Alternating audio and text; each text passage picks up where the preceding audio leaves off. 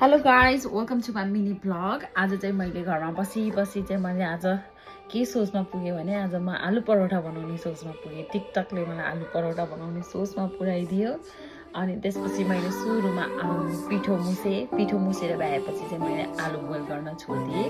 आलु बोइल गर्दै मैले चाहिँ यता प्याज र खुर्सानी रेडी गरेँ। मैले चाहिँ सुरुमा प्याज जहिले पनि प्याजको टुक्रा फालेर मैले के गर्छु भने पानीमा भिजाउँछु। अनि त्यसपछि पानीमा भिजेको प्याज चाहिँ मैले यता चाहिँ मैले फेरि काटकुट गरेँ। त्यति बेलासम्म चाहिँ मेरो आलु चाहिँ रेडी भइसकेको थियो।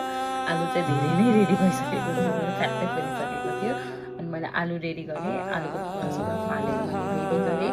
आलु रेडी गरेपछि चाहिँ अनि मैले पिठो बेल्न थालेँ। बेलेपछि चाहिँ अनि मैले पिठोभित्र आलु मिक्स गर्दै थोरै तेल हाल्दै मैले चाहिँ पिठो पेलेँ। अनि यता चाहिँ मैले ठ्याक्क आलु परोठा रेडी भयो। तर भएन, मेरो फर्स्ट आइटम थियो, त्यही पनि मैले ट्राई गरेँ।